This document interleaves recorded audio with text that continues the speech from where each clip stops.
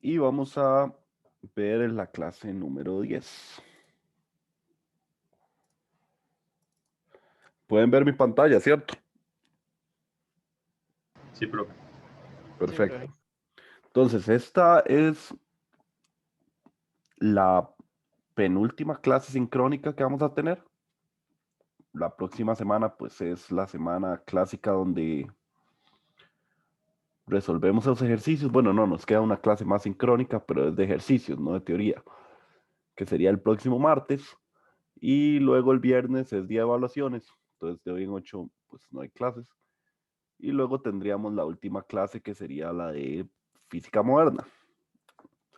Entonces, vean qué cerca estamos ya de terminar el curso.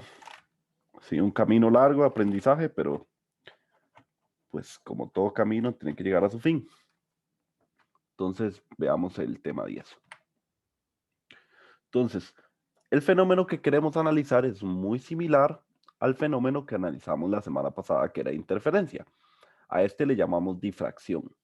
Y realmente vamos a tener las mismas consideraciones que teníamos cuando queríamos ver el fenómeno de interferencia. Entre ellas, que la fuente de luz fuera una fuente de luz coherente. Recuerden que coherente significa que tiene la misma longitud de onda y que todas las ondas van en fase. Eso es importante.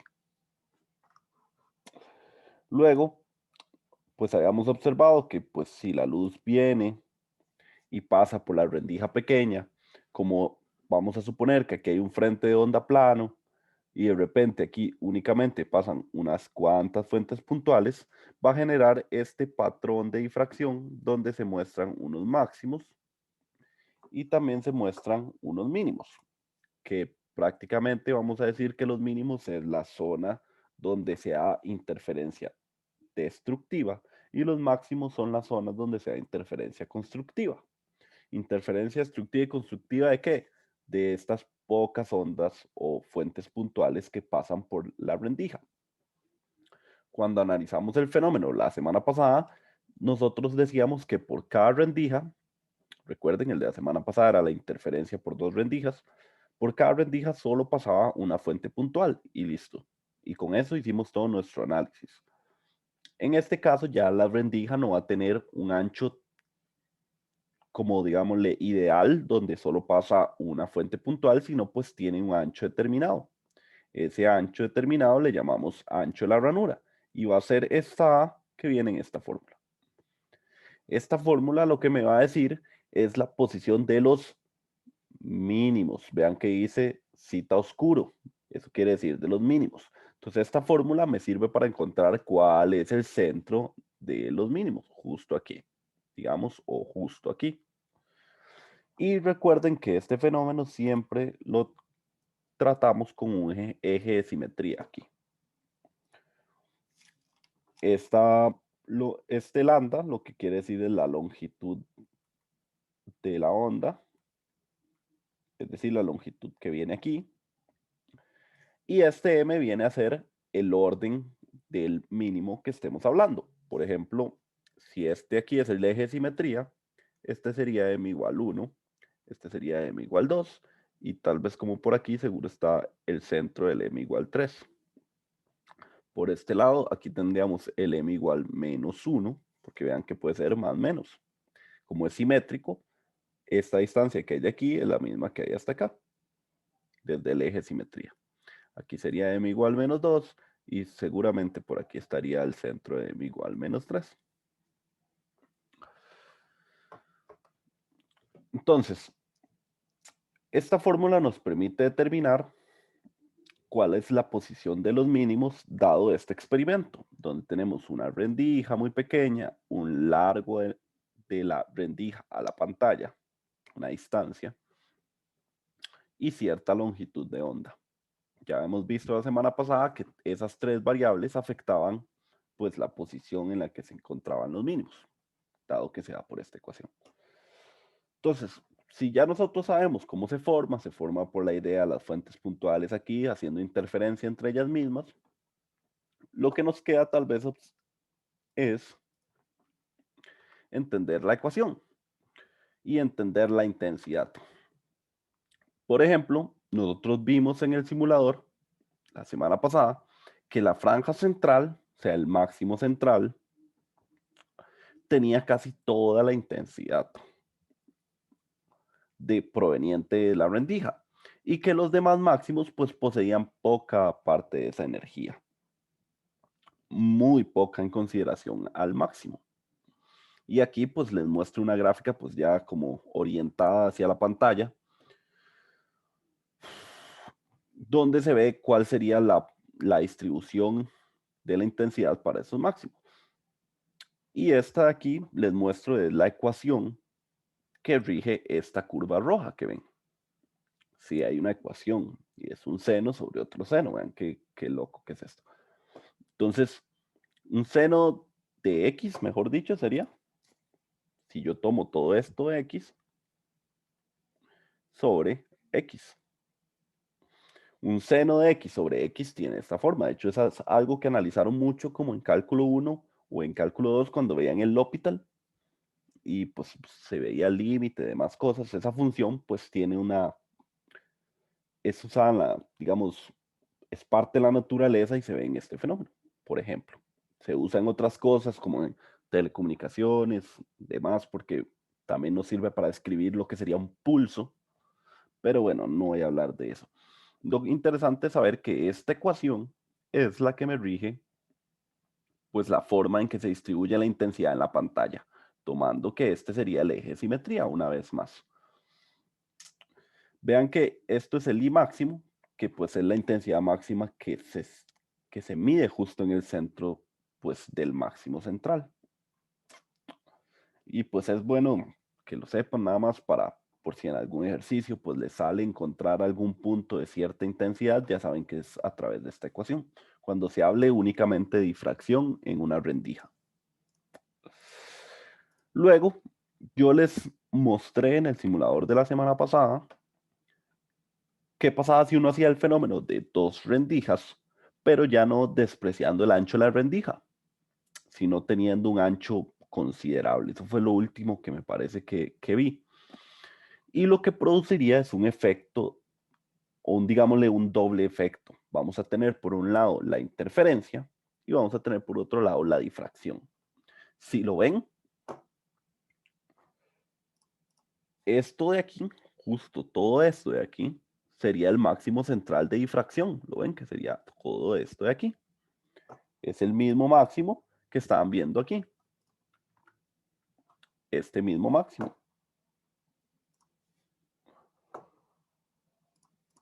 Este mismo máximo. Es el máximo central, ¿lo ven? Solo que ahora, cuando tenemos los dos fenómenos, o la presencia de los dos fenómenos, vean que dentro del máximo central por difracción, tenemos todos los máximos y mínimos que se generan por interferencia. Habíamos visto que cuando teníamos el fenómeno de interferencia por dos rendijas, la distancia entre cada máximo era siempre la misma. O sea, entre este máximo y este máximo hay la misma distancia que entre máximo y este máximo, y así sucesivamente. Entonces vean que cuando ya le doy un ancho a la ranura, aparecen los dos efectos donde se ve, vean el pico máximo central de la difracción más los máximos secundarios de difracción, y contenido dentro de estos máximos se encuentran los máximos y mínimos de interferencia, que todos tienen la misma distancia. Entonces, si en algún ejercicio o en algún análisis ustedes están haciendo el análisis de intensidad, pero de dos rendijas en la vida real o en un plano y, pues teórico, donde hay que tomar en cuenta el ancho de cada ranura, esta sería la fórmula indicada, que si lo ven, es lo mismo que habíamos visto de difracción, más este coseno al cuadrado, que sería el efecto de la interferencia. Y este sería el de difracción. Interferencia de dos ranuras. Y este sería difracción por una ranura. Por ancho de ranura, digamos. Igual tenemos la intensidad máxima, que De igual manera, si se acuerdan, en el puro centro de las dos de interferencia por dos ranuras, teníamos el punto máximo y en el puro centro del eje, para difracción, tenemos el punto máximo. Entonces, el punto máximo sigue siendo este centro aquí. A esta, digamos, curva punteada, que realmente no se observa en el fenómeno, ¿verdad? La que se observan son todos los picos rojos, que sería visualmente se vería como esta imagen de aquí. Pero bueno, a esa curva como azulada le llamamos envolvente, que es como cuando estudiamos el capítulo 4 y hablamos de la envolvente exponencial que envolvía un coseno, entonces el coseno se iba haciendo más pequeño, ¿se acuerdan? Pues esto es lo mismo, la envolvente es nada más para darnos cuenta que es la combinación de los dos efectos. ¿Ok? Listo. Ahora, si alguien se lo ha preguntado, ¿qué pasa entonces si tenemos muchas ranuras? Demasiadas ranuras. Y ya estamos tomando en cuenta incluso el ancho de cada ranura. O sea, ya estamos tomando en cuenta que las ranuras tienen un ancho que ya no es despreciable. Y también estamos tomando el caso en el que tenemos muchas ranuras. Cuando tenemos, por decirlo así, una lámina de algo con muchas ranuras, le solemos llamar rejilla de difracción. Existen rejillas de difracción reflectivas y existen rejillas de difracción de transmisión. En caso de las que son de transmisión, son como estas, que simplemente son unos agujeros, la luz viene de izquierda a derecha y pues este frente de onda que tiene muchas fuentes puntuales, pasan unas cuantas fuentes puntuales por cada ranura. ¿Qué generaría eso? Bueno, eso lo que generaría sería una fiesta de interferencias. Me encanta decirlo así porque es lo que sucedería. Por aquí se interfieren entre ellas mismas por difracción, pero las ondas que pasan por aquí se interfieren con estas y también se van a interferir con estas otras y con estas otras. O sea, al final es una fiesta de interferencia por todo lado, tanto difracción como interferencia por múltiples ranuras, que lo que va a provocar al final es un patrón de este tipo, que se parece mucho al patrón de interferencia por dos ranuras. Las características que tiene es que cuando logramos tener muchas ranuras, vean que los máximos son sumamente delgados. Es decir, es una franja muy delgada, es una posición muy específica de cómo la energía se acomoda. Si viéramos el experimento de interferencia por dos ranuras, la curva era aproximadamente así. Si notan, digamos, ahí pues me quedó muy feo el dibujo, ¿verdad? Para variar, pero lo que me quiero dar a entender es que si solo tuviéramos dos ranuras, el máximo comprendería todo este espacio. Pero, al tener simplemente muchas ranuras, logro hacer que la posición del máximo sea exactamente la misma, digamos. Vamos a hacerlo más así.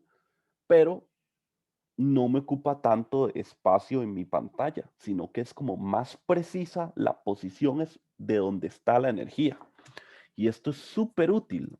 Parecerá poco trascendental, pero es súper útil porque las rejillas de difracción se utilizan principalmente en equipos que se llaman monocromatizadores o equipos para visualizar el espectro, como sería un espectrómetro.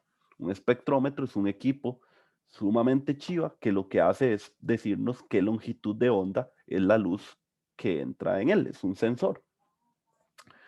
Ellos están construidos por una serie de espejos, un sensor óptico de lineal, ahí súper chiva, y el elemento extraño es una rejilla de difracción. Entonces, imagínense que ustedes, no sé, utilicen luz azul. Entonces, viene aquí la luz azul y el máximo central, por esta ecuación, más o menos el azul va a quedar aquí, donde está este punto. El primer máximo, tal y como se muestra en esta gráfica. ¿Qué pasa si yo utilizo ahora luz roja? Si yo utilizo luz roja entra por aquí y según esta ecuación, entonces el rojo debería quedar como por aquí. Lo ven, el primer mínimo del azul quedó mucho más abajo del primer mínimo del rojo. Y así lo sería para cualquier color que yo utilice. Como vean que aquí está la longitud de onda, ahí más o menos quedaría el verde, por ejemplo. Entonces, ¿qué pasa si en un equipo óptico sumamente pequeño yo incorporo una fibra óptica para que la luz entre aquí a la rejilla? Luego la luz pasa por la rejilla y se acomoda en una pantalla, pero en vez de tener una pantalla, tuviera un sensor de luz de este tipo, como así, donde el sensor este de aquí, voy a decir que es el sensor del azul. El sensor que está aquí, voy a decir que es el sensor del verde. Y el sensor que está aquí, voy a decir que es el sensor del rojo. Voilà, tengo ya un dispositivo que es capaz de medir intensidad, digamos, cuánta intensidad hay de cada color. Y es gracias a colocar el sensor en una posición sumamente específica, donde los máximos de primer orden, pues para cada longitud de onda es diferente. Entonces el sensor está sumamente alineado, ¿verdad? Es óptica, es sumamente cuidadoso, lo ponen en un lugar muy específico y así pueden medir cuánta hay intensidades de cierta longitud de onda. Si recuerdan el video de Cosmos, ¿se acuerdan que él decía que la espectroscopía era súper útil para saber que tenía pues los planetas y demás? Entonces, la luz de los planetas o de las estrellas entraría a un espectrómetro y así él nos diría cuánta intensidad hay de cada una de las distintas longitudes de onda. Porque imagínense ya no tener 3 sensores, sino tener 2000 sensores. Entonces, y sumamente delgaditos. Entonces, sumamente delgaditos para que solamente agarre este máximo, o el máximo de la par, o el máximo de la par. En fin, ese sería un espectrómetro y el principio de funcionamiento aproximadamente. Son un poco más complejos, la parte matemática de cómo reconstruir las señales diferentes, hay que hacer pues un software y demás para ver las señales, pero la parte óptica, digamos la parte física sería esto, simplemente una rejilla de difracción y colocar el sensor en una posición ya estudiada para medir cada longitud de onda. En química, por ejemplo, utilizan demasiado la espectroscopía porque es un medio súper útil y no invasivo para saber de qué está hecho un material o de qué componentes hay en ese material. En fin, esa era pues una aplicación bastante fuerte en cuanto a lo que es la rejilla de difracción. Entonces, ven, por eso es importante que este ancho sea sumamente delgado para así hacer el sensor sumamente pequeño y pues ser más preciso en nuestra detección. Vamos a hacer unos ejercicios. Vamos a hacer unos ejercicios que tratan de difracción. Y vamos a utilizar prácticamente esta ecuación. Vean que toda la presentación hay solo como 4 ecuaciones. Entonces hay que saber cuál de ellas utilizar, en qué caso estamos.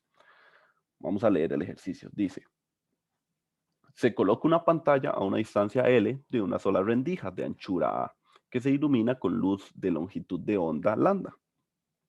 Suponga L mucho más grande que A, y si la distancia entre los mínimos de m igual m1 y m igual m2 en el patrón de difracción es delta y, ¿cuál es el ancho de la rendija? Entonces vamos a apuntar aquí qué datos nos están dando.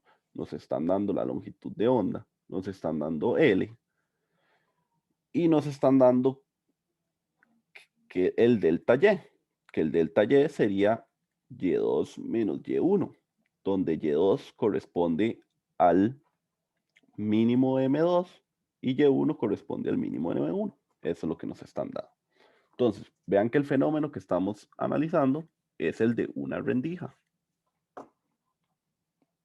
Aquí lo voy a pues dibujar aproximadamente bien así, máximo central y otros aquí. Y si tuviera que escribir el fenómeno, fijo, sería como así. Bien feito para variar, pero es más o menos la idea. Entonces, como es difracción por una rendija, la ecuación que voy a utilizar es la de difracción por una rendija, que es la que me da la posición de los mínimos únicamente, que es esa de ahí. Entonces la ecuación sería esta. Para Y1 sería A seno de cita 1 es igual a M1 por lambda. La posición de Y2 sería el mismo A, porque es la misma ranura. Seno de cita 2 es igual a M2 por lambda. ¿Ok? Tengo esas dos ecuaciones. Luego tengo que hacer uso de esta aproximación. Y esta aproximación que les voy a enseñar, si no la sabían, es la clave en la mayoría de los ejercicios de difracción e interferencia. Cuando L es mucho, mucho, mucho más grande que A o Y, nosotros podemos decir que el seno de cita se parece a cita. Y lo pueden comprobar en su calculadora. Pongan seno de 0.1 y les va a dar aproximadamente 0.1. ¿Okay? Es una aproximación que solo funciona cuando tenemos este caso, porque este caso nos va a decir es ángulos pequeños y esta aproximación solo sirve para ángulos pequeños.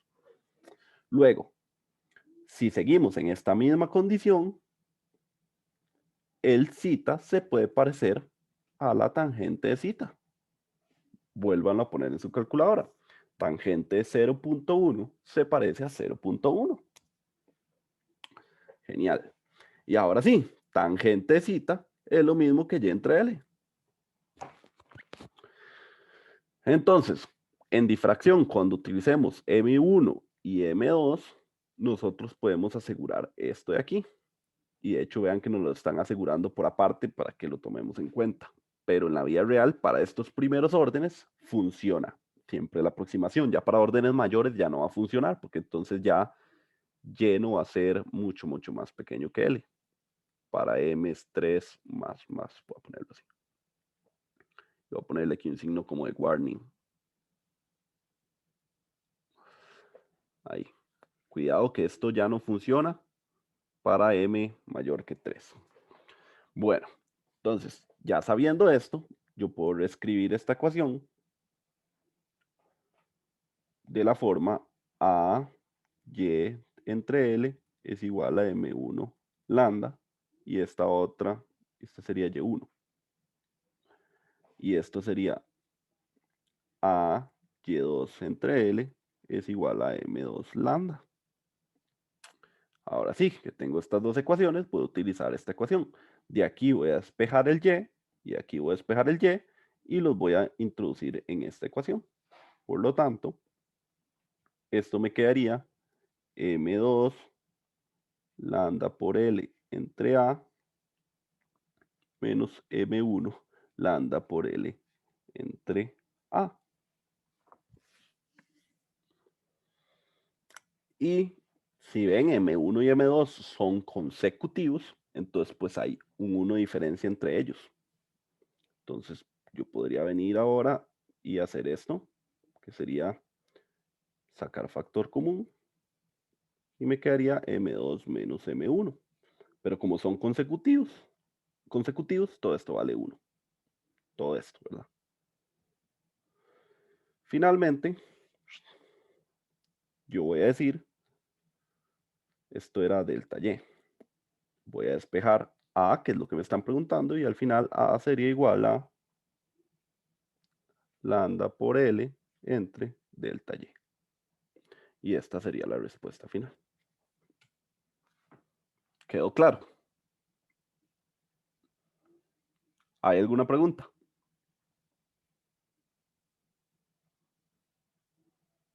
No, yo lo veo claro, profe. Ok, perfecto. Voy a seguir. Los ejercicios estos, vean que es muy sencillo, es una ecuación muy sencilla, un poco de geometría, un poco de truquillos ahí, que por algo se los enseño, y pues listo, eso sería. Este queda en términos de variables, vean que todo era pues con variables. Vamos con el siguiente ejercicio. El siguiente ejercicio dice, un rayo de luz monocromática verde es difractado por una rendija con ancho de 0.6 milímetros. El patrón de difracción se forma sobre una pared que está a 1.3 metros más allá de la rendija. La distancia entre las posiciones de intensidad igual a 0 a ambos lados de la franja brillante central es de 2 milímetros. Calcule la longitud de onda del láser. Entonces, otra vez es el mismo fenómeno de interferencia por una rendija. Nada más que ahora es como, ahora es verde, voy a apuntarlo verde. Entonces se ve como algo así. Aquí tengo esto, aquí tengo esto, aquí tengo esto, como así. Ok. Y tengo, este sería L, que vale 1.3 metros. Tengo este ancho, que es A, que vale 0,6 milímetros. Y luego me dicen que la distancia de este mínimo a este mínimo, todo esto, que le voy a llamar, voy a llamarle Y', es igual a 2 milímetros. Tal vez el dibujo no me quedó muy claro aquí, vamos como hasta aquí. La parte mínima aquí. Piensen que aquí están los mínimos. Ok, entonces, como es difracción por una rendija, volvemos a utilizar la misma fórmula. A seno de zeta es igual a m lambda. Digamos, lo primero que debo analizar es que, como el profe dijo que con respecto a este eje, todo es simétrico, para arriba que como para abajo, eso quiere decir que y del mínimo 1 tiene que ser la mitad de y', porque son simétricos. Es decir, que y de m1 tiene que ser igual a 1 milímetro. Eso es lo primero que tienen que saber. O sea, que esta distancia que está aquí era la mitad de esto, porque sabemos que es simétrico. Luego, hacemos uso de la aproximación que ya comentamos. Y es mucho, mucho, mucho más pequeño que L. Lo ven, este es 1 milímetro y este es 1.3 metros. Entonces podemos hacer la aproximación. ¿Cuánto es mucho, mucho más pequeño? Bueno, en ingeniería eléctrica solemos tratar muy pequeño como 10 veces más pequeño. Y esto vean que es aproximadamente 1000 veces más pequeño. Entonces, pues, imagínense. Entonces, si Y era mucho más pequeño que L, yo puedo decir que seno de zeta se parece a zeta, se parece a tangente de zeta, y tangente de zeta es lo mismo que Y entre L, finalmente. Entonces, esta fórmula se convierte en A, Y mínimo 1 entre L es igual a M con M igual 1, porque ese es el primer mínimo, entonces M es igual a 1, es igual a lambda. Y ya tengo resuelto el ejercicio. Esto lo tengo y esto lo tengo. Y si lo calculo, la longitud de onda me va a dar aproximadamente 461,5 nanómetros, que es un color verde aproximadamente como este que pinté aquí, que parece como un celestón, es como por ese color más o menos, como entre celeste y verde agua, por ahí. Ok, ¿preguntas?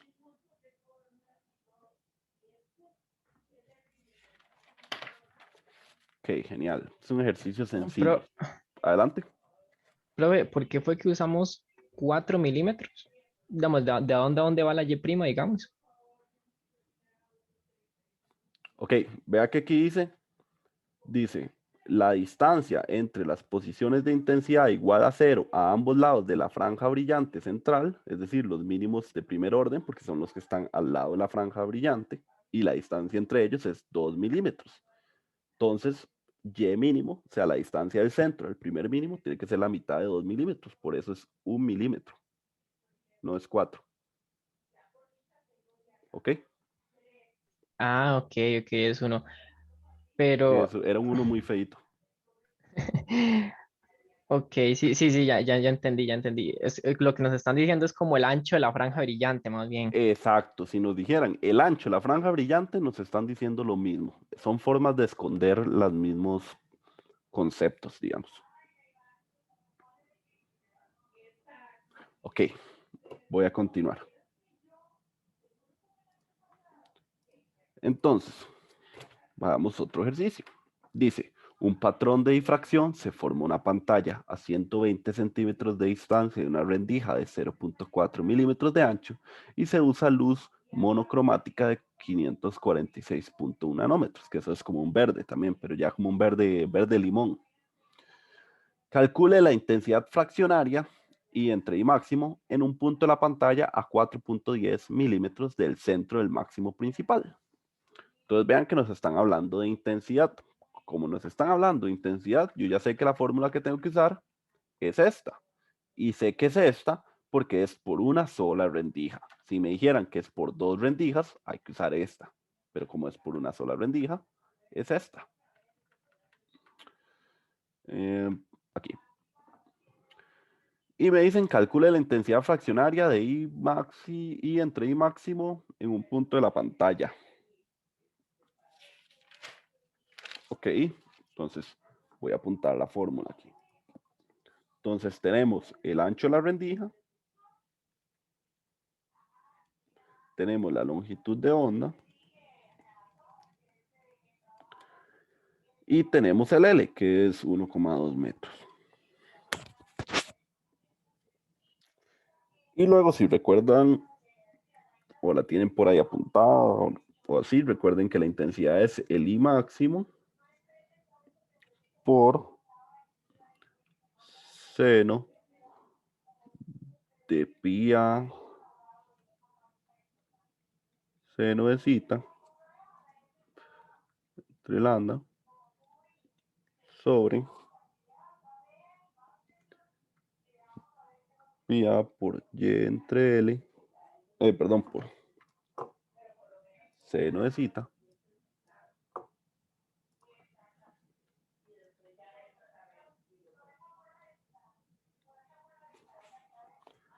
entre lambda. Esa es la fórmula que les mostré al inicio. Vamos a ver. Creo que puse aquí un paréntesis extra, pero este es como el mismo paréntesis. Ok. Entonces vean que me piden. Sí, yo igual subo la clase, Jorge. Ok. Entonces, aquí vean que lo que me están pidiendo es la intensidad fraccionaria. ¿Qué es esto? Intensidad fraccionaria. I entre I máximo. O sea, nada más me están diciendo I entre I máximo es lo mismo que nada más seno de pi a seno de zeta entre lambda y elevado al cuadrado. Sí, gracias. Entre pi a seno de zeta lambda. Así. Y todo esto al cuadrado.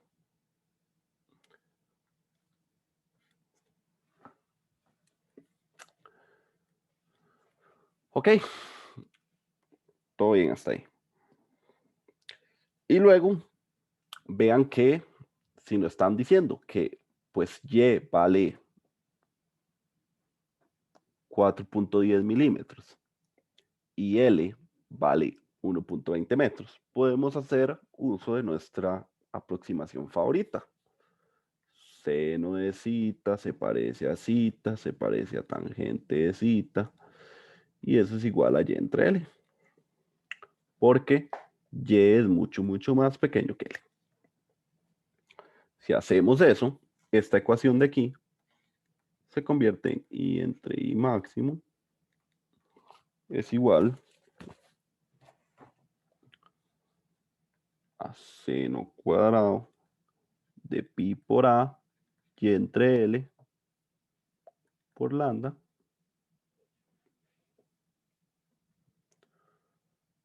sobre pi por A por Y entre L por lambda. Y esto también al cuadrado. Y vean que ya ahí lo único que queda es introducir resultados. ¿Ok? Solo tal vez una nota muy importante a la hora que introduzcan sus resultados. Vean que aquí nosotros estamos metiendo pues valores que no son ángulos, ¿verdad? Entonces la calculadora tiene que estar en radianes para poder calcular esto bien. Porque si no, la calculadora va a creer que todo esto da grados y todo esto no da grados, todo esto va a dar radianes. Entonces, lo ponen en radianes y lo calculan. Y la intensidad máxima sería igual a... Este dato no lo tengo calculado, voy a calcularlo. Voy a revisar la ecuación un toquecito antes, nada más. Ok. Okay. Y esto sería... Ahí estoy, ese.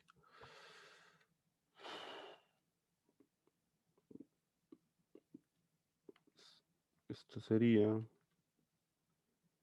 seno de pi por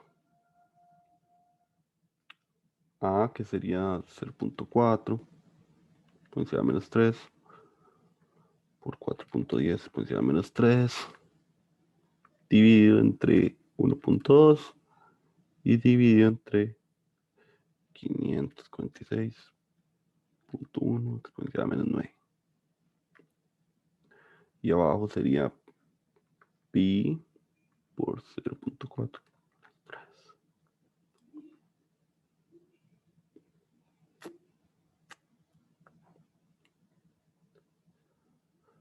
Por y, que sería 4.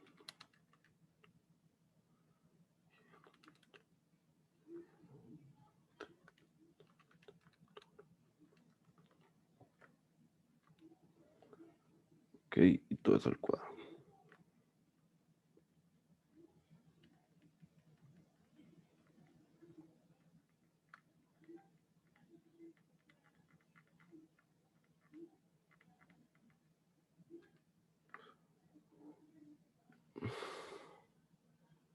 Ok, y si no metí las patas en algún cálculo, esto debería dar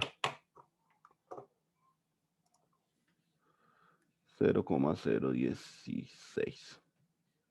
Y no tiene unidades porque se está dividiendo entre sí mismo. Es una razón. Entonces no tiene unidades. Parece que ese es el resultado.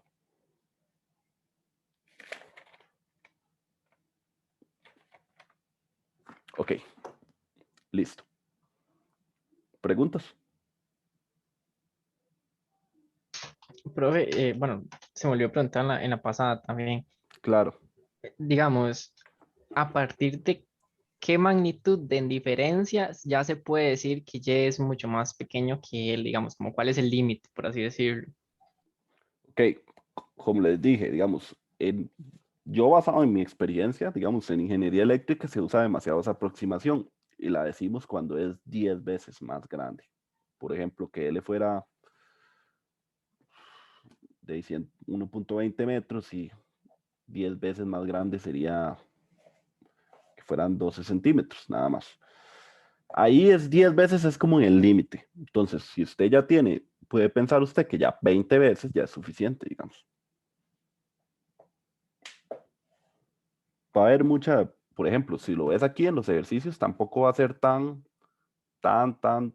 como, pues, difícil de saber si usarla o no, porque ve que es 120 centímetros entre 4.10 milímetros. Hay ejercicios que te van a decir para el orden, no sé, orden 7. Entonces ya para orden 7 no puedes suponer que se dé esa aproximación. Como les mencioné al inicio, podemos asegurar que esa aproximación siempre va a funcionar para los órdenes 1 y 2, pero ya para órdenes mayores, pues está como un poco difícil. En caso de que no tengamos como el Y, ¿verdad?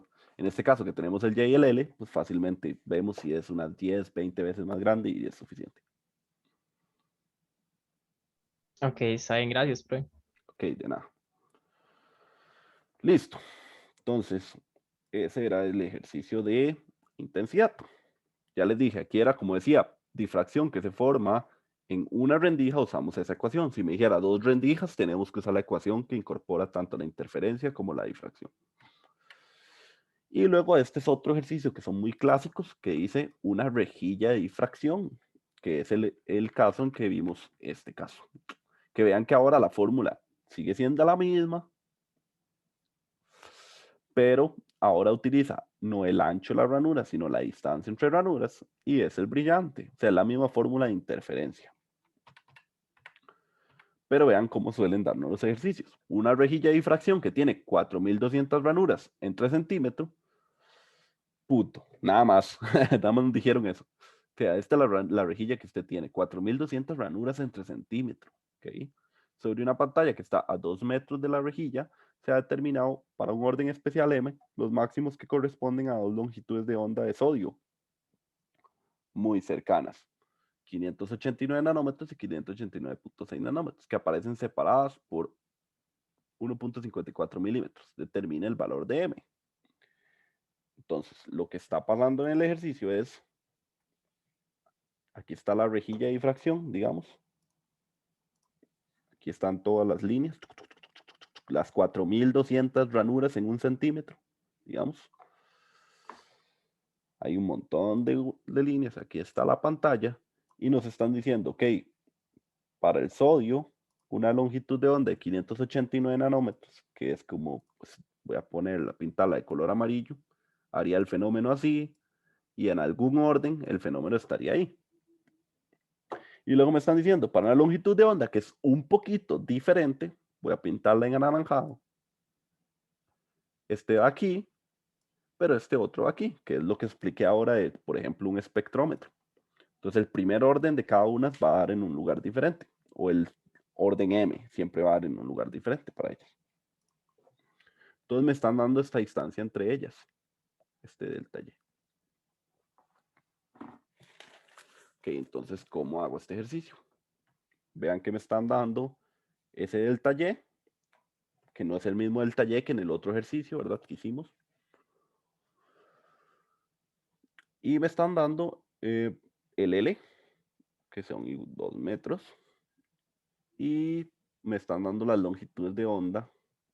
Longitud de onda 1 y longitud de onda 2. Sería 589 y 589,6 nanómetros y nanómetros. Okay. Entonces, como tenemos esto, si ustedes vieron la ecuación hace un rato, la tienen apuntada por ahí, la fórmula era A seno del brillante es igual a M entre lambda. Y es, bueno, D, digámosle D, que sería la distancia entre ranuras. Entonces, ¿dónde entra esto? Ok, con esto lo que vamos a encontrar es que, vean háganle un poquito de mente, que nos están diciendo. Están diciendo que en 1 centímetro hay 4200 ranuras. Entonces, significa que yo puedo hacer esta conversión de que la distancia que hay entre dos ranuras es igual a 1 centímetro entre 4200.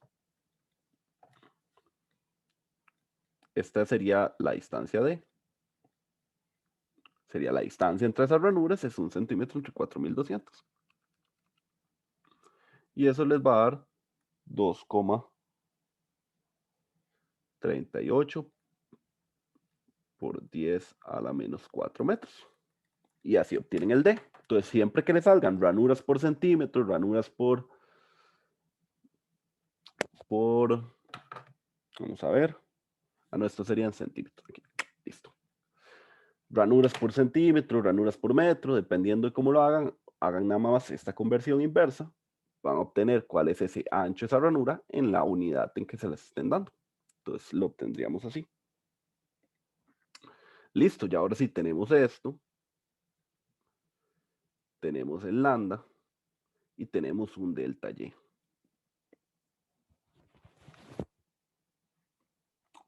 Entonces, igual, pues no nos queda más que utilizar la aproximación, que voy a decir que él es muy, muy grande. Y vamos a ver qué orden de M nos va a dar. Vamos a ver. Utilizamos la aproximación, entonces decimos D es igual a Y entre L y es igual a M por lambda 1. Y luego decimos D por Y2 entre L es igual al mismo M por lambda 2. Y luego ponemos esta otra ecuación que diga delta Y es igual a Y2 menos Y1. Y eso es igual a L por M entre D por longitud de onda 2 menos longitud de onda 1. Y despejamos M. Y M sería igual a delta Y por D entre, voy a escribirlo más arriba.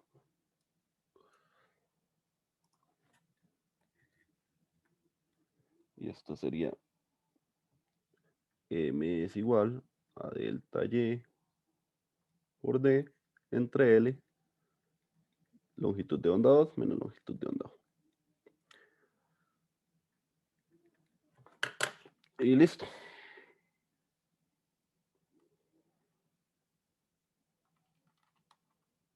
A la menos 3 por 2.38 a menos 4 menos 6 sería.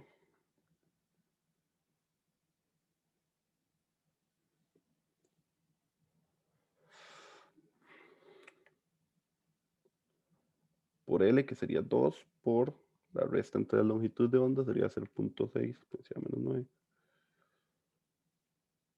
Y me está dando un orden aproximadamente de M igual 3. Más o menos. M igual 3. Listo. ¿Preguntas?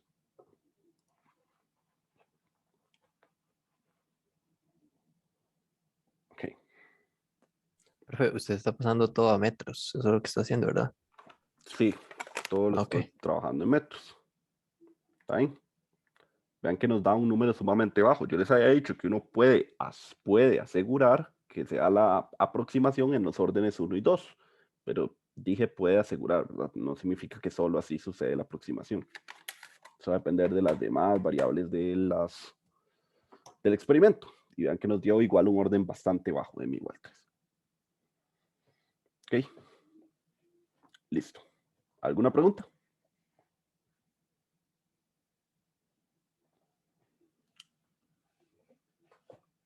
Ok. Entonces, ahora con eso cerramos la parte de difracción por una ranura. Igual podríamos tener, digamos, difracción entre una ranura, pero ahora sí esa ranura es circular. En ese caso, si tuviéramos el experimento, digámosle, de dos fuentes, lo ven, dos fuentes, cada una de ellas emite y se genera su propio fenómeno, está en esta posición por la dirección de la luz y está también en esta posición para hacer la dirección de la luz, va a existir un ángulo mínimo en el cual el fenómeno se unan. Un ángulo mínimo antes de que se unan, mejor dicho. Vean que aquí hay un ángulo cita y están claramente los dos fenómenos de cada una fuente, pues diferenciados, ¿lo ven? Aquí está el máximo central, luego hay un mínimo, luego hay el máximo de primer orden, luego hay otro mínimo, y este también se nota, aquí está el máximo central, hay un mínimo, otro máximo eh, consecuente, m igual 1, otro mínimo y así. Pero vean que si este ángulo lo cierro, es decir, si las fuentes vienen casi de la misma dirección, pues ya en este fenómeno no se puede diferenciar bien. A eso se le llama el criterio de Rayleigh. Simplemente es el ángulo al cual se pueden diferenciar como dos fuentes separadas. Y ese ángulo mínimo, por si viene en algún ejercicio, simplemente se calcula de esta manera. Como ese ángulo es tan pequeño, esta fórmula es lo mismo que esta fórmula. ¿Se acuerdan? Seno de cita se parece a cita. ¿Lo ven? Por si se los pregunto. Realmente son ejercicios muy perdidos por ahí, pero para que sepan que también el fenómeno se estudia si la ranura es circular. Y pues en el caso en que la fuente ya esté muy cerca, desde el punto de vista en que casi sean una única fuente, que es este caso, ¿verdad? Donde se ve un único fenómeno, en ese caso, ustedes pueden encontrar la posición del primer mínimo, o sea, este primer círculo oscuro, con esta fórmula, donde D es el diámetro de la abertura, que ahora la abertura es circular. O sea, esta abertura la vemos como de lado, pero es un círculo en realidad. no como el caso anterior que podía ser como una línea o un rectángulo. Eso es como un extra, ahí por si vienen algún ejercicio. Y ahora sí, con eso cierro lo que sería difracción. Luego viene la polarización. ¿Qué es la polarización de las ondas? Ok, la polarización nos concierne a cuál es la dirección con la que oscila el campo eléctrico. Normalmente, en todo lo que hemos estudiado hasta el momento de ondas, nosotros decíamos que estas dos ondas estaban en fase, por ejemplo, porque iniciaban en el mismo punto, llegaban a su valor máximo en el mismo punto, llegaban a su valor más bajo en el mismo punto y tenían la misma frecuencia. Súper. Este era el campo eléctrico, digamos, en el tiempo. Campo eléctrico en el tiempo y aquí sería campo eléctrico. Y campo eléctrico. Y vean que, pues, nosotros siempre decíamos esto va en Y, esto va en Y y esto es X o X, según como este ejemplo. Ok. Pero ¿qué pasa si yo tengo una onda electromagnética igual que esta, ¿lo ven? Que oscila en Y, pero tengo otra onda electromagnética que oscila en X. Igual se desplaza en Z, voy a ponerla, en Z, e igual se desplaza hacia X. Vean que las dos siguen en fase, pero ahora sus campos eléctricos apuntan hacia direcciones, pues, ortogonales entre sí. Entonces, que yo puedo seguir diciendo que están en fase. O sea, ¿cómo hago para diferenciar que ya no son dos ondas en fase, como en el caso anterior, que las dos oscilaban en el mismo campo eléctrico, porque ahora no están en el mismo eje? O sea, si yo sumo estas dos ondas, no puedo sumar este campo eléctrico con este campo eléctrico porque son ortogonales, están a 90 grados, pero siguen estando en fase. ¿Se sigue dando interferencia constructiva o no? Bueno, eso es lo que implica polarización de ondas, saber en qué dirección oscila el campo eléctrico. Podríamos tener todas las polarizaciones posibles, es decir, tener ondas sumadas en todas las direcciones del campo eléctrico posibles, ya sea en Y, en Z, en una mezcla de los dos, digamos como esta variable aquí, o podemos tener ondas que vamos a llamar linealmente polarizadas, que significa que su campo eléctrico solo oscila en un eje, como las que hemos estado estudiando todo el tiempo. O sea, estamos integrando ahora a nuestros conceptos este tipo de onda, contiene muchos campos eléctricos. Si decimos que contiene todos los campos eléctricos, le llamamos polarización natural o no polarizada, es lo mismo. Porque tenerlos todos significa no tener una sola dirección, entonces significa no polarizada. En el caso de la onda que hemos estado estudiando siempre, su campo eléctrico oscilaba solo en Y positivo y luego en Y negativo. Entonces, por eso se expresa siempre como una línea con una flecha arriba y una flecha abajo, porque al final el campo eléctrico oscila sobre el eje Y totalmente, ¿lo ven?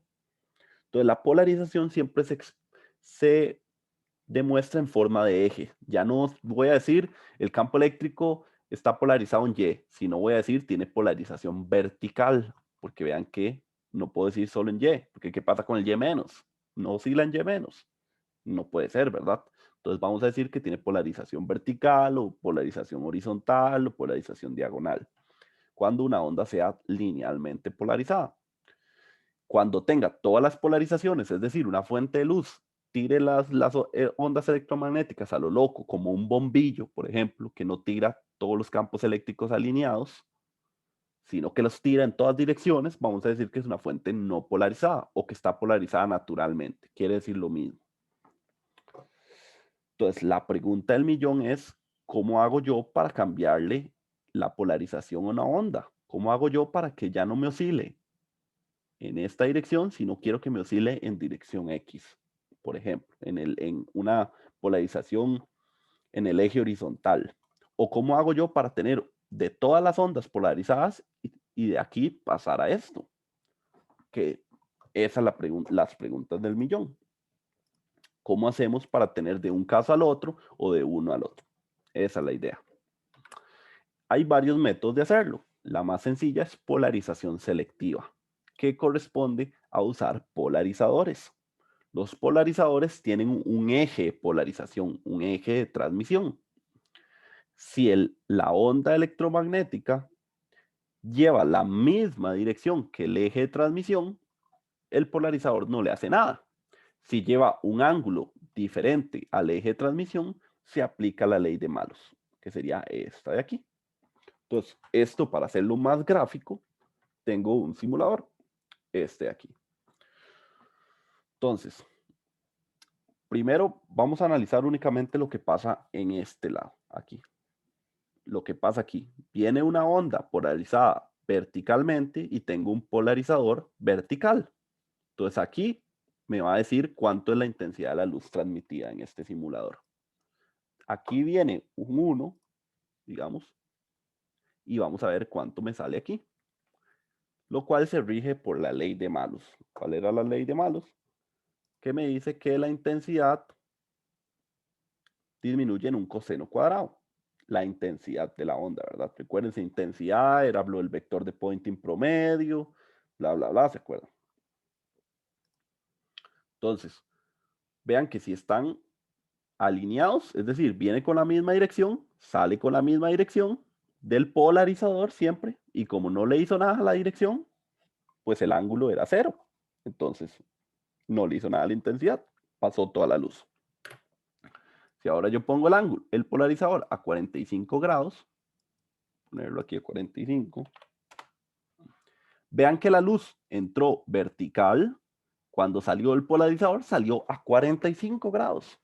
Entonces, si hago la intensidad, coseno cuadrado de 45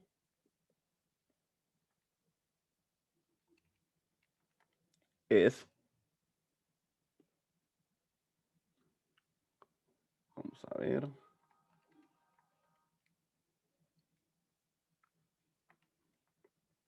tanto que tengo la calculadora en radianes.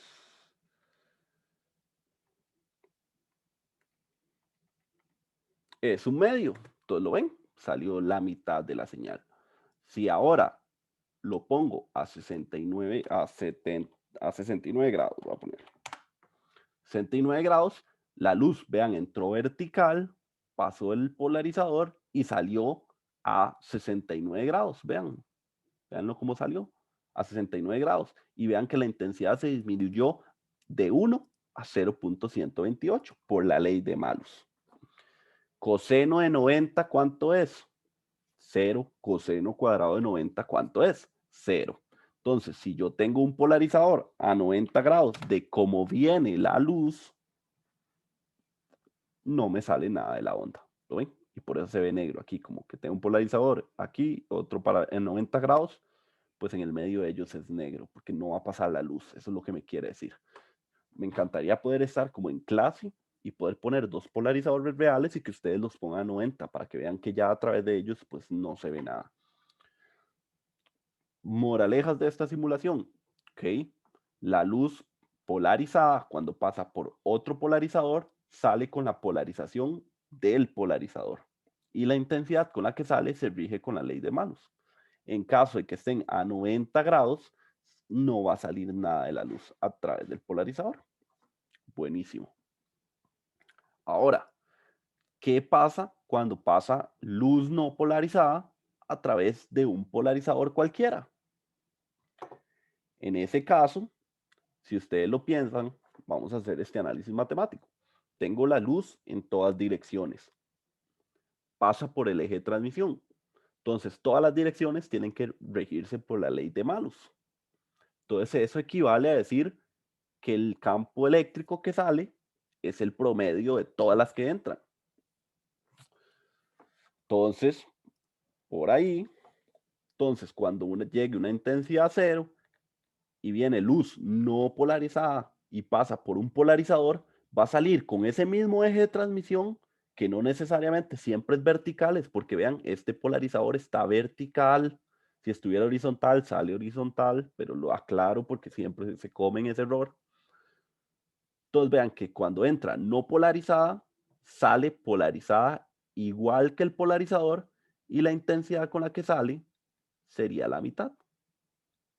Cuando entra no polarizada, sale la mitad de la intensidad y sale la única polarización o sale la polarización igual al eje de transmisión del polarizador. Muy importante. ¿Ok? Vean que aquí yo no apliqué ley de Malus o la apliqué inconscientemente tomando en cuenta el promedio. ¿Por qué? Porque era luz no polarizada. Aquí tengo que aplicar ley de Malus de fijo porque ya tengo luz polarizada pasando por un polarizador. Aquí tenemos luz no polarizada. Cuando luz no polarizada pasa por un polarizador, sale la mitad de la intensidad. Y eso viene por un promedio del coseno cuadrado que trae pues la ley de Malus. ¿Quedó claro eso? Ok. Vamos a ver si quedó claro. Vamos a hacer un ejercicio. Entonces vean que, bueno, antes del ejercicio quiero ver esto. Vean que el eje de transmisión, el ángulo que estamos midiendo es el ángulo que hay entre esta luz polarizada, que la voy a volver a pintar como aquí, digamos, y el eje de transmisión, este zeta. ¿Lo ven? Vean que el eje de transmisión es todo este Y, digamos, y vean que siempre hay 45 grados con respecto al otro eje de transmisión. Vean que es de ejes, no simplemente arriba o abajo, es todo el eje.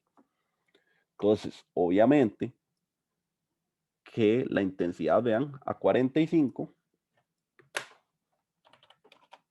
es la misma intensidad que a 135, porque sigue habiendo 45 grados entre cada eje. Y a 90 grados es la misma intensidad que 180.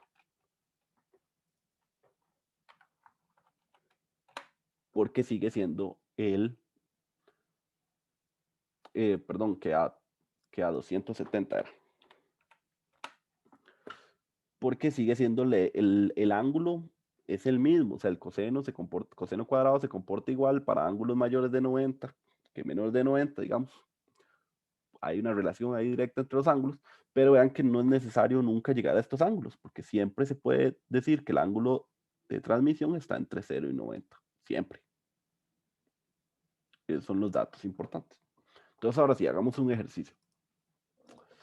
Aquí pues está resumido lo que acabo de explicar.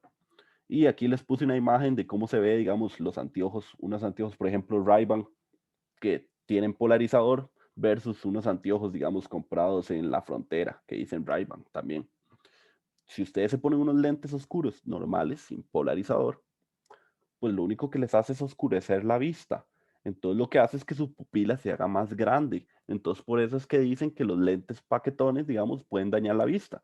Porque si haces tu pupila más grande, porque todo está más oscuro, los rayos ultravioleta que no los ves entran más fácil a tus ojos y por ende hacen más daño. En cambio, si uno tiene lentes polarizados, no es que hace más oscura la imagen, hace más nítida la imagen, porque ahora toda la luz, toda la información del exterior entra a tus ojos, digámosle, de manera ordenada, todos tienen la misma dirección del campo eléctrico, lo que, digamos, genera que en tu cerebro sea más fácil de procesar la información. Por eso la imagen se va a ver más nítida. Por eso los Ray-Ban valen unos, no sé, ciento y algo de dólares, versus los de la frontera, que también son Ray-Ban, que valen 2,000 pesos, digamos, para que se hagan una idea de por qué o sea, no es simplemente marca, es tecnología. Y hagamos este ejercicio, dice, dos hojas polarizadoras se colocan juntas con sus ejes de transmisión cruzados de manera que no se transmite luz. Con que nos digan eso, nos están diciendo que el primer polarizador está así y el segundo polarizador está así. Están a 90 grados cada uno de sus ejes, ¿lo ven? Luego dice, una tercera hoja se inserta entre ellas con su eje de transmisión en un ángulo de 45 con respecto a cada uno de los otros ejes. Es decir, después de que tenían esto, pusieron otro polarizador con un eje de transmisión así, a 45.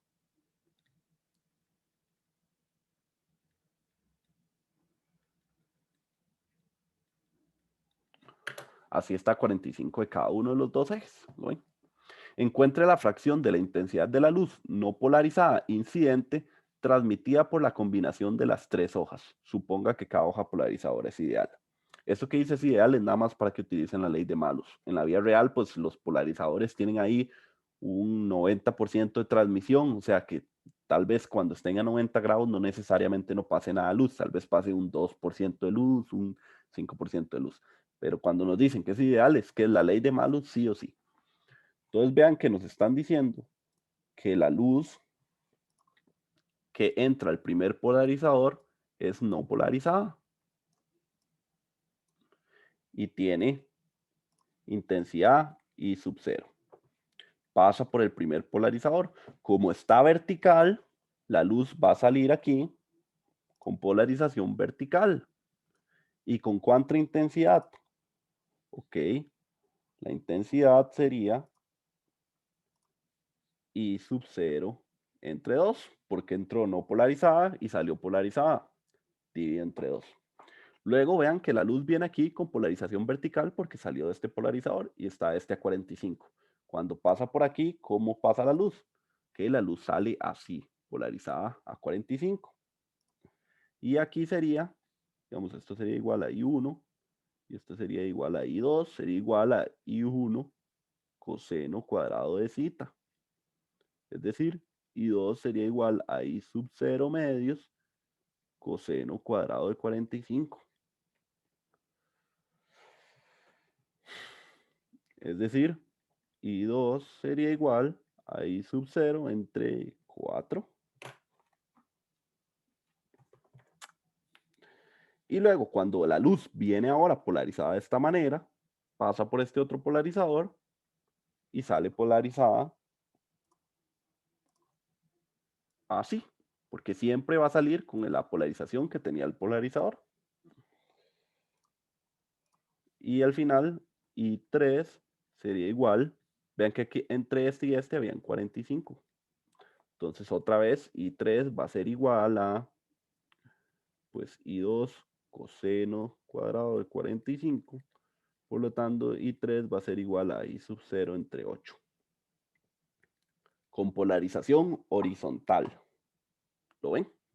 Y así se hacen estos ejercicios. Recuerden, siempre el ángulo de la ley de Malus es el ángulo que hay entre la luz que viene polarizada y el polarizador. Nunca es únicamente el ángulo del polarizador, es el ángulo entre ellos. Entonces siempre la referencia depende de cada caso. Eso es lo que quiero que entiendan.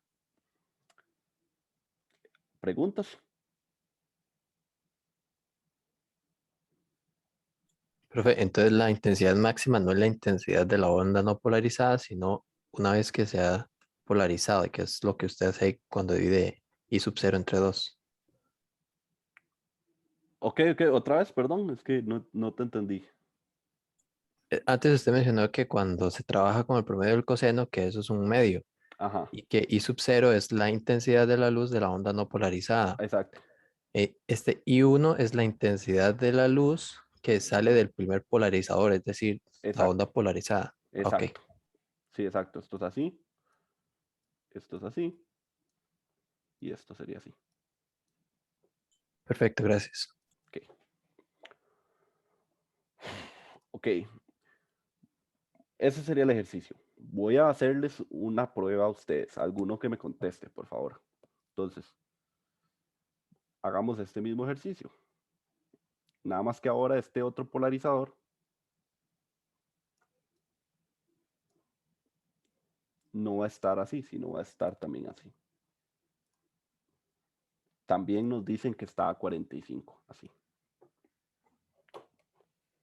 Entonces voy a hacer el análisis para que entiendan algo y no se confundan, que es lo más común, confundirse así. Nos dan que esta es la dirección de ese polarizador. Es decir, este polarizador y este polarizador tienen el mismo eje de transmisión.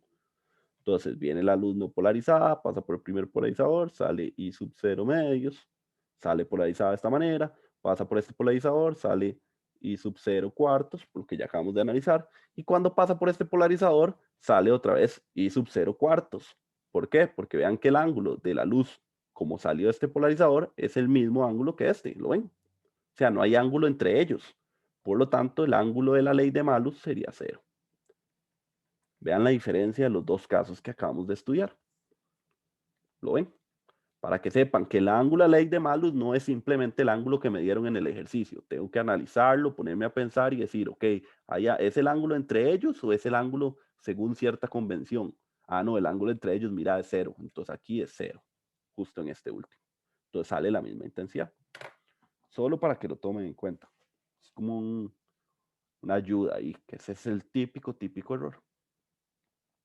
¿Preguntas? Ya vamos a terminar la clase.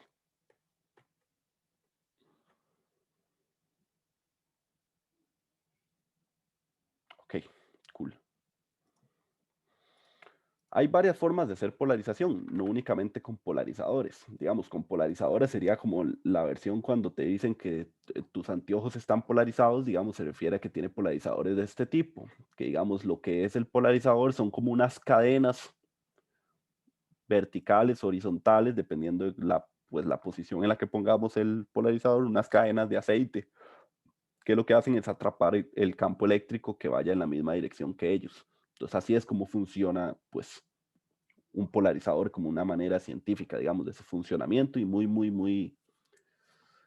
simple, pero eso es lo que tiene. Este polarizador lo que tiene es que la capa polarizadora son como como micros, como digámosle de manera muy pequeña, una cadena de átomos de aceite. Entonces, así atrapan el campo eléctrico en la misma dirección de ellos. Por eso es que tienen un eje de transmisión. El eje de transmisión sería los 90 grados diferentes a las líneas de aceite. Eso es solamente para que lo sepan de cómo se construyen, digamos. Y que también hay más formas de hacer polarización. Por ejemplo, simplemente con hacer refracción a cierto ángulo específico que se llama el ángulo de Brewster, que se puede encontrar de esa manera, podemos encontrar podemos, el haz reflejado va a salir con una polarización diferente al haz refractado. En este caso, ven que no tenemos el ángulo de Brewster, entonces no pasa nada, pero en este caso tenemos justo el ángulo de Brewster. Entonces vean que ya la polarización de este haz es diferente a la de esta, ¿lo ven? Aquí eran iguales, ¿lo ven? Para el frente y para a los lados, y aquí es para los lados, pero es para el frente y para los lados, y aquí es solo punto, o sea, solo para el frente, o sea, solo en ese eje. Entonces es otra forma de hacer polarización. ¿Tiene alguna pregunta, Daniel?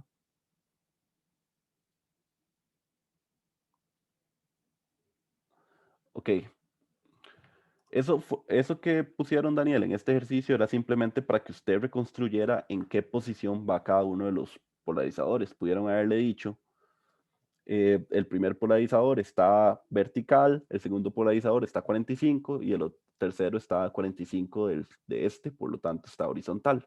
Solamente que te dicen que se ponen de esta manera para que vos, si sabes la teoría, entenderías que están a 90 grados porque no se transmite luz.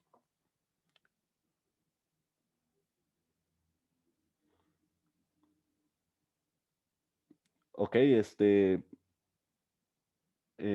si quiere puede explicarme bien entonces para entender la pregunta, porque no sé entonces a qué es.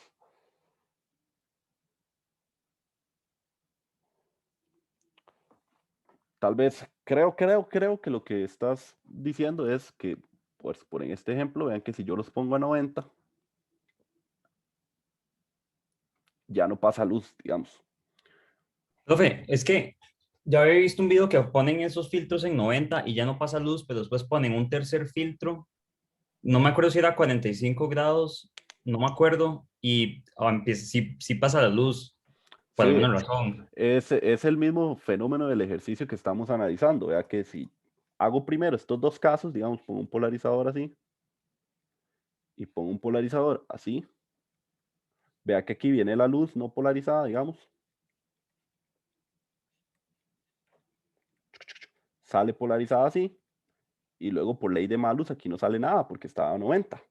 Pero si aquí yo dejo esto quedito e introduzco un tercer polarizador aquí en el medio, así nada más lo pongo a 45, se cumple lo que acabamos de analizar en el ejercicio. Aquí sale vertical, luego aquí sale 45 y luego aquí sale horizontal, por lo que ahora sí sale luz. Tal vez Ah, era ok, ese. ok. Sí, ya, ahora sí. Ya, Ya, es lo mismo que el ejercicio, de hecho, es exactamente lo mismo. Primero ponen solo dos para que usted sepa que tiene que estar a 90. Y ese es el mismo experimento que tal vez hicieron en el video, estoy casi seguro. Y luego ponen el tercero aquí en el medio y voilà, aparece la luz de la nada. Pero es porque ya no eliminamos el campo eléctrico, sino que lo fuimos rotando.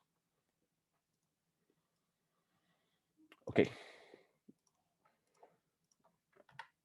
Bueno, como les dije, se puede hacer polarización simplemente por reflexión a cierto ángulo específico. El haz reflejado va a salir polarizado. Esa es una forma de hacerlo. Hay otra forma que es con materiales que son muy especiales, que ya no tienen solo un índice de refracción, tienen dos índices de refracción.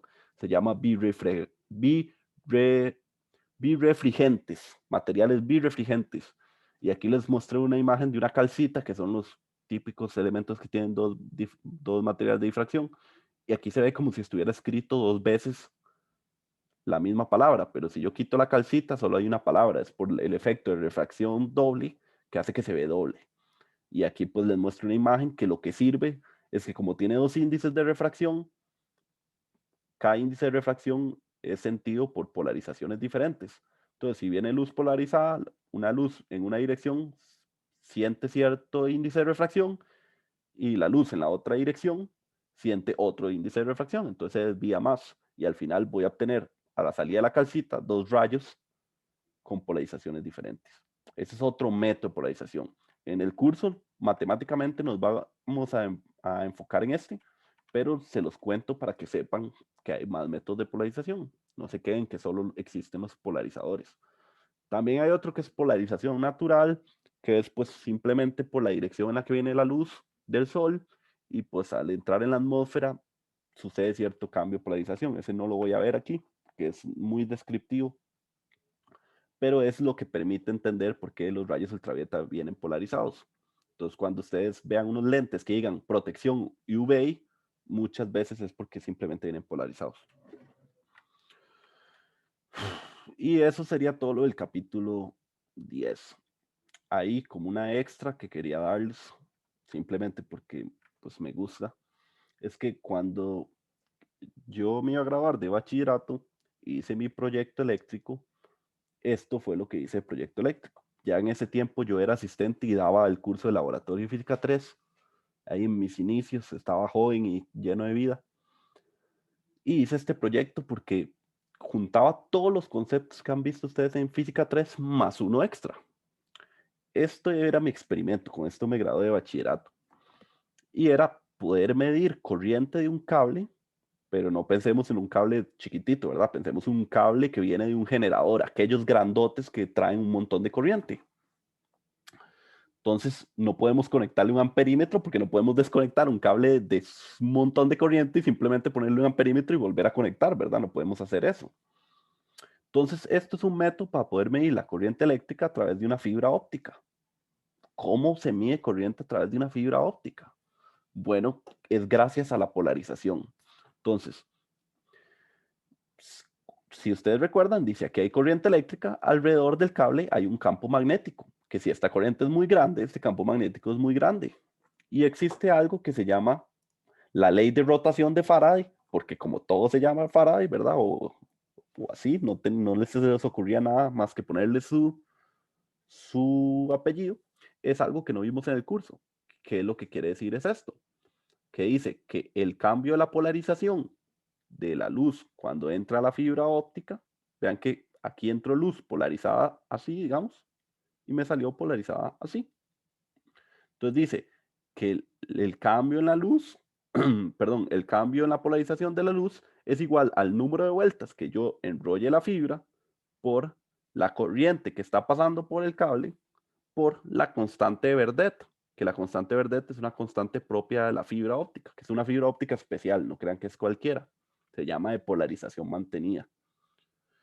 Y esto es una constante que depende de la luz que yo utilice aquí. Por ejemplo, si utilizo una luz de 1300 nanómetros, la constante Verdet vale esto.